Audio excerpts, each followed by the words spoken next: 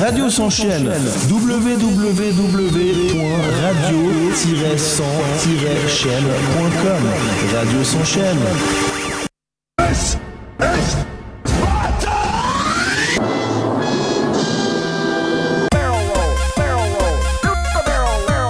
Open Gangnam Style.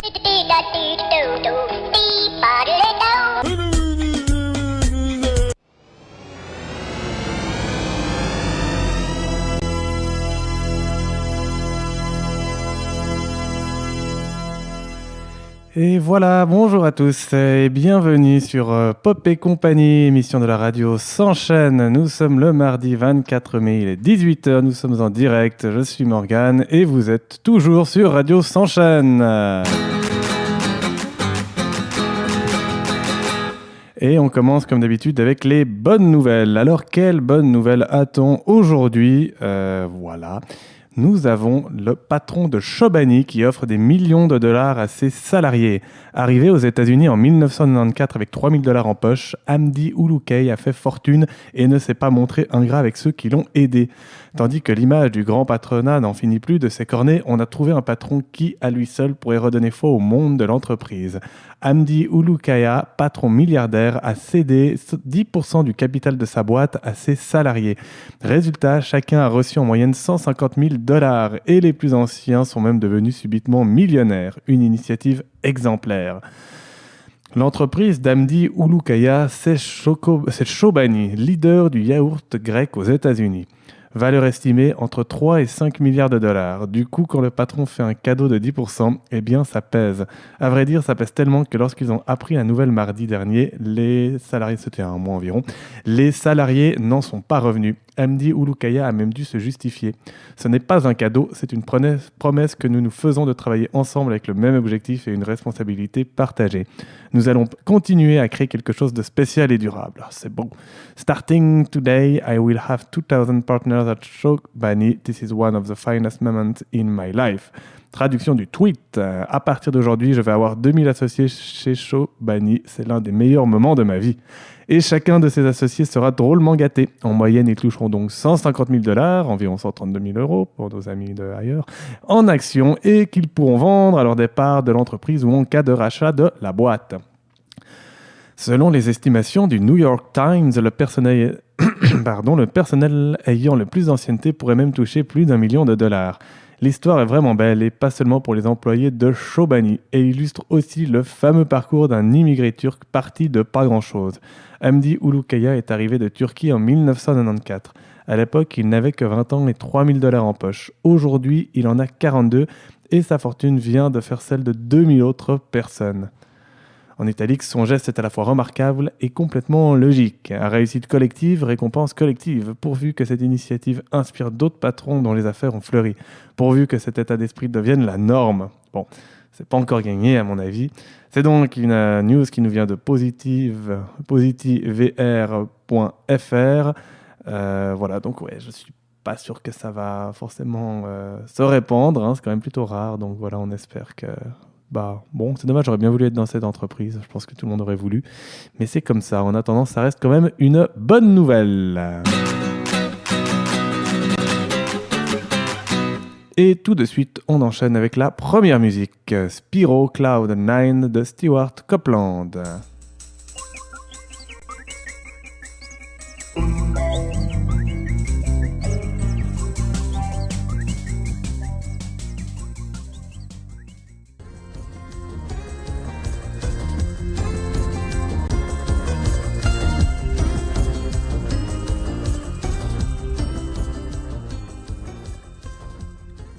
Voilà, donc c'était Spyro 4 Cloud9 de Stewart Copeland.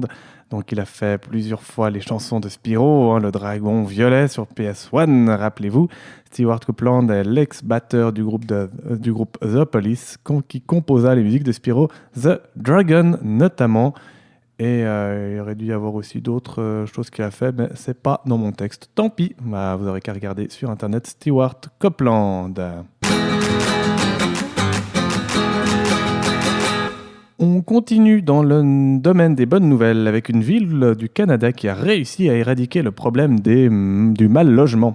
Dans cette ville canadienne de Medicine Hat, il y a environ 60 000 habitants et aucun sans-abri.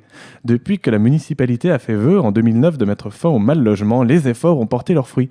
Le résultat, c'est que ce soir, à Medicine Hat, tout le monde aura un toit sous lequel dormir. Mais comment est-ce possible ? C'est simple pourtant. Il s'agit d'une approche radicalement nouvelle de la chose. Pour faire simple, ils ont fait exactement l'opposé de ce que font la plupart des élus des autres villes, et ça marche. Le maire de cette ville, Ted Cluxton, l'avoue lui-même. Il était plus que sceptique au début lorsque le projet avait commencé à être discuté il y a bientôt 6 ans de cela. En fait, il faisait même partie des principaux opposants à cette réforme. La loi en question, pas un seul être humain ne devra être laissé plus de 10 jours dans la rue. Passé ce délai maximum, la personne en question devra obligatoirement se voir donner une maison, un endroit où habiter. Aujourd'hui, le maire Ted Cluxton a fini par réaliser que non seulement cette loi est un grand pas en avant pour les plus défavorisés, mais elle fait également des miracles pour les finances de la vie. Oui, vous avez bien compris, cette loi, outre le fait de supprimer totalement la précarité du logement, a pour effet secondaire de faire réaliser des économies considérables aux caisses de la mairie. Italique. Il s'agit à la fois de la manière la plus humaine et la moins coûteuse de traiter les gens, explique Ted Cluxton à l'antenne de la CBC. Ted Cluxton. Oui. Vous êtes sûrement dubitatif, et c'est normal. Après tout, ne nous a-t-on pas inlassablement rabattu les oreilles en nous disant que les pauvres coûtent cher, que les aides sociales et les avantages dont ils bénéficient sont prélevés directement sur les impôts des honnêtes travailleurs. Cela ne rentre sans doute en résonance avec... Non, cela n'est pas sans rappeler le débat qui est en train de se faire pour le RBI, revenu de base inconditionnel. Un sans-abri logé coûte 20 000 $ par an. C'est cher, mais bon. Alors qu'une personne vivant dans la rue coûte 100 000 $ par an. Mais comment est-ce possible ? Si Ted Cluxton, maire au demeurant plutôt pragmatique, a été converti, c'est grâce à une étude réalisée à cette fin par The Mental Health Commission of Canada, la Commission de la santé mentale du Canada. Ça ne s'invente pas. Ce que cette étude a découvert, c'est que quand on demandait aux SDF d'avoir une vie stable, arrêter les éventuelles addictions à la drogue, l'alcoolisme, etc., avant de les déclarer aptes à faire la demande d'un logement, ils retombaient souvent dans la pauvreté et se retrouvaient facilement pris une nouvelle fois dans l'engrenage de la drogue, de l'alcool et du mal-logement. Comme un cercle vicieux sans fin. Cela fait qu'il est très dur de s'extraire de cette condition et qu'un bon nombre d'entre eux retombent à répétition dans les hôpitaux, les centres de détention, les abris d'urgence, etc. Des structures et des services qui coûtent de l'argent. Ainsi, Cluxton estimé à 2 fois ainsi, pas terrible phrase, lors d'une interview pour la CBC que le coût approximatif pour procurer un hébergement stable à l'année pour un sans-abri est d'environ 20 000 $. Mais cela coûte donc, on l'a dit, près de 100 000 $ de garder un sans-abri à la rue. Avec le programme Housing First, nous avons complètement renversé le cours des choses. Avant, on disait « Tu veux une maison ? Sois clean d'abord et on verra ensuite », explique encore Cluxton. Mais le problème, c'est que c'est assez dur de devenir clean si vous devez dormir chaque nuit sous le banc d'un parc. Ou sur le banc d'un parc. C'est un peu con de dormir dessus. Quoique ça protège de l'eau. Et apparemment, ça marche. Et à en croire les travailleurs sociaux de la ville, le plus souvent, ils trouvent un hébergement pour les personnes bien avant les 10 jours qui leur sont impartis. Les conséquences, outre la quasi-suppression du problème de mal-logement, la criminalité est en chute libre et l'équivalent local du SAMU social a beaucoup moins d'urgence à traiter. Medicine Hat n'est pas un cas isolé et ce n'est pas le seul endroit où ce genre de démarche a fonctionné.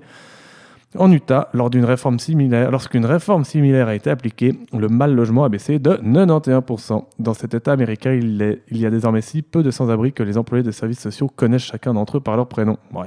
Et pour cause, il n'y a plus que 178 personnes vivant sans domicile dans l'État tout entier. Voilà, donc ça c'est une news qu'on a vue sur http://sain-et-naturel.com.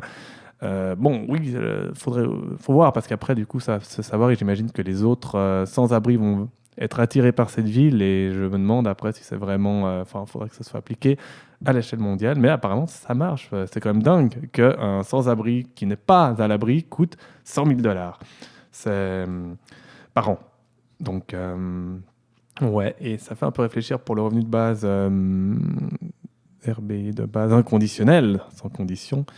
Encore que, mais même si moi-même je ne suis pas convaincu par le RBI, encore que, voilà, faudrait voir, faudrait essayer. Je voterai de toute façon pour, juste histoire de rendre l'écart avec le nom moins grand, parce qu'à mon avis ça passera pas, faut pas se leurrer.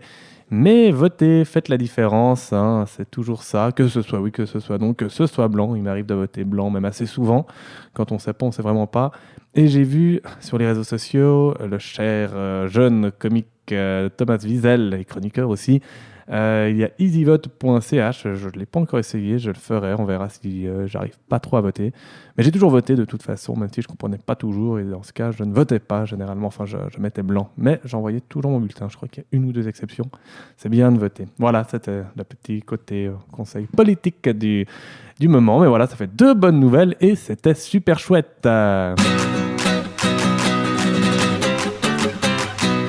Et on enchaîne tout de suite avec la deuxième musique, Golden Sun 2, chanson 63, In the Heat of Battle, de Motoa Sakuraba. C'est parti.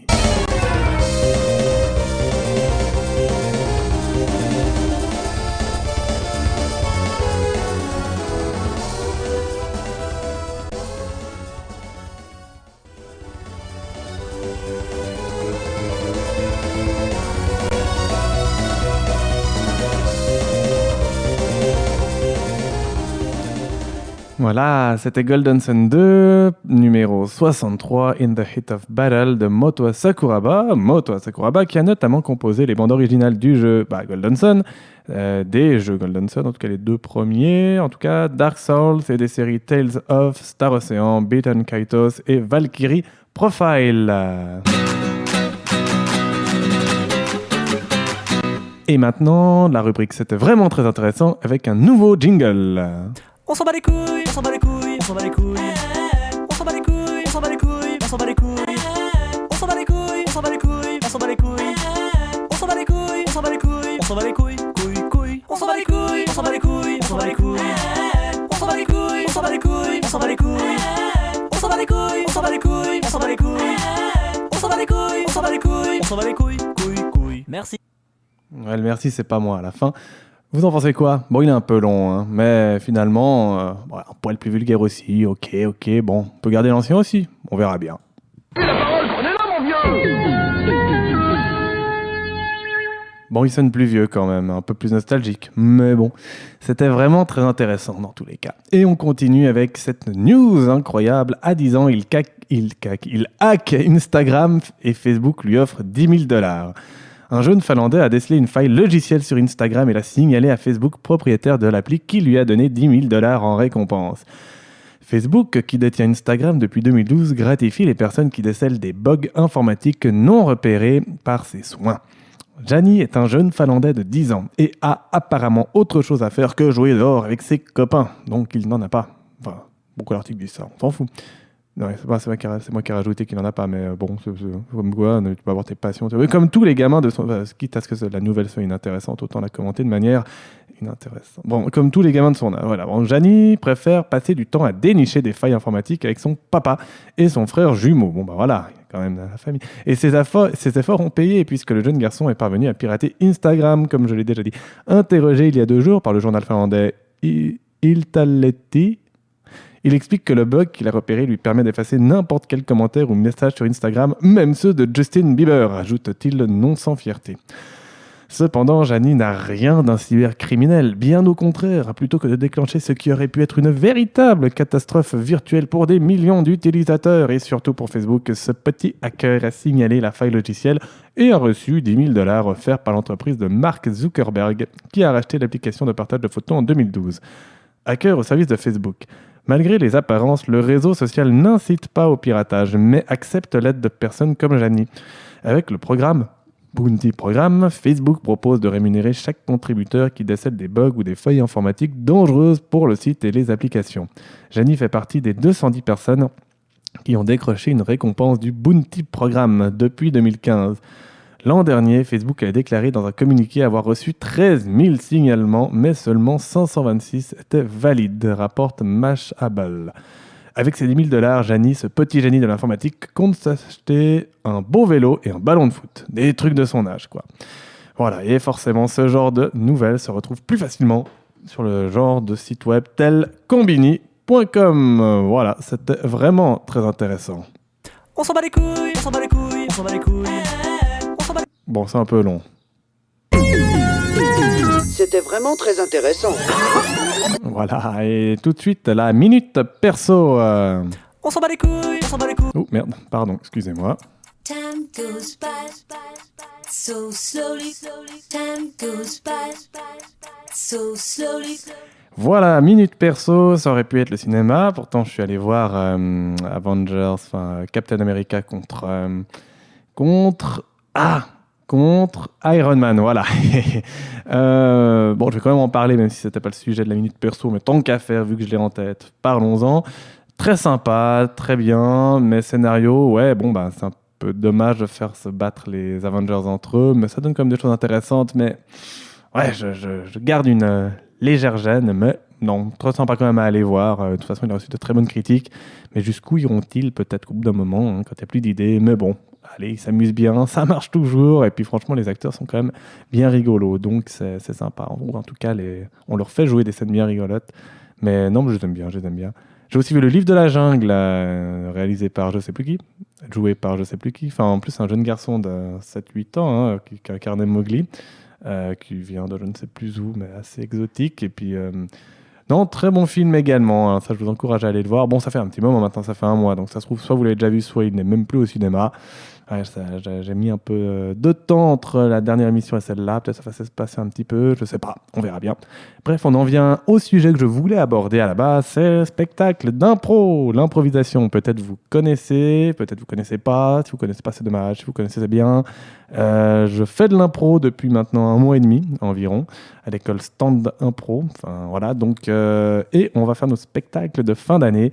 Demain, ce sera le mercredi 25 mai, on sera à 20h au Scandale, bar restaurant, je sais plus, ou en tout cas bar, rue de Lausanne 24 à Genève, juste à côté de Cornavin, de la gare. Vous pouvez réserver à info@standimpro.ch, mais vous pouvez aussi débarquer sans autre parce qu'on ne va pas s'attendre à des centaines de personnes, quoique dans le groupe WhatsApp là, que j'ai vu tout à l'heure, on a déjà 25 personnes de notre entourage qui vont venir, c'est déjà pas mal, hein, voilà, on est quand même... Ça, on verra, donc c'est cool. N'hésitez pas, le présentateur sera Yuri Ortelli, le DJ Andreas Ventouras, donc le président ou le directeur de Stand Impro. Et Yuri Ortelli, c'est notre moniteur, prof. Voilà, donc n'hésitez pas, spectacle d'impro, demain, Scandale, rue de Lausanne 24 à 20h, mercredi 25 mai. Vous y êtes bien sûr les bienvenus, c'est gratuit, n'hésitez pas. Voilà, c'était la minute perso. Time goes by so slowly. Time goes by so slowly. Et on arrive gentiment à la fin. Comme d'habitude, je représente un petit peu présente les différentes choses que je fais et la radio, tout ça. Déjà, la PNL, je fais de la PNL dorénavant. Je vais bientôt être praticien. J'ai encore 2 formations, dont une ce week-end-là. PNL, programmation neurolinguistique, thérapie courte basée sur la communication notamment et qui vise à enlever nos schémas limitants, que ce soit les phobies, les angoisses, les questionnements, les hésitations, etc. Et même pour les sujets tout à fait légers, c'est pas obligé que ce soit le pire drame, le pire gros truc. N'hésitez pas, vous pouvez aller sur pnl-genève.net, je répète, pnl-genève.net. J'exerce sur Versoix, les prix sont très abordables vu que c'est un petit peu les débuts, puis que je fais un petit peu ça à côté de mon boulot. Voilà, bon, ces temps-ci, j'ai pas énormément de temps, donc je fais la pub quand même. Il faut dire que ça se précipite pas forcément des masses non plus, mais n'hésitez pas, profitez-en. Je suis très compétent. Faut y croire, mais je vous assure, c'est vrai. Oui. Et puis la radio qui, je rappelle, est hébergée par Carrefour Rue, donc radio sans chaîne, radio-sans-chaîne.com. D'ailleurs, on fait le petit jingle pour le fun. Radio sans chaîne, www.radio-sans-chaîne.com. Radio sans chaîne. Le début, il arrache un tout petit peu de ce jingle. Hébergé par, donc c'est donné la parole à ceux qui ne l'ont pas. Carrefour Rue, c'est une association privée d'action sociale offrant accompagnement, repas, hébergement et activités aux personnes sans abri ou démunies, qui propose des alternatives aux réponses traditionnelles ou officielles. Elle crée des lieux d'accueil pour répondre aux besoins des personnes sans ressources et lutte contre l'exclusion. Fait aussi des récupérations de vêtements, linge, meubles divers, jouets, jeux, livres, peluches, ateliers. Il y a aussi des ateliers d'écriture, un journal, la radio, bricolagence, etc. Voilà, cette fois on est vraiment à la fin. Je vous remercie d'avoir suivi en masse, comme d'habitude, cette émission. Oui, effectivement, il y a une 2e personne qui a commencé à écouter. Waouh, mais je fais ça pour le plaisir. N'hésitez pas non plus à venir à cette radio si vous cherchez à à parler, à présenter n'importe quel type de sujet, vous pouvez venir à ma rubrique ou aux autres. Vous pouvez voir ça sur le site internet que dorénavant je co-gère un petit peu, comme la programmation. Si jamais, n'hésitez pas, mais la réponse vous est donnée par Gianni, le chef de la radio de Radio S'enchaîne. Voilà pour moi. Moi, je pense qu'on va se retrouver dans les prochaines semaines. Je fais toujours normalement les mardis à 18h en direct. C'est du direct. C'est aussi pour ça que j'aime bien faire ça. Ça fait vraiment les conditions directes. Puis j'aime bien parler. Mais on verra. Je continue cette émission avec plaisir. Vous pouvez la retrouver sur YouTube aussi en podcast, sur Pop et compagnie. Le pseudo de celui qui même vous tapez Pop et compagnie. Vous trouvez normalement. Voilà, je crois que j'ai vraiment fait tout le tour cette fois. Donc, à la prochaine, d'ici quelques semaines, un mardi à 18h en direct, comme d'hab. Et voilà, au revoir à tous, bonne fin de journée. S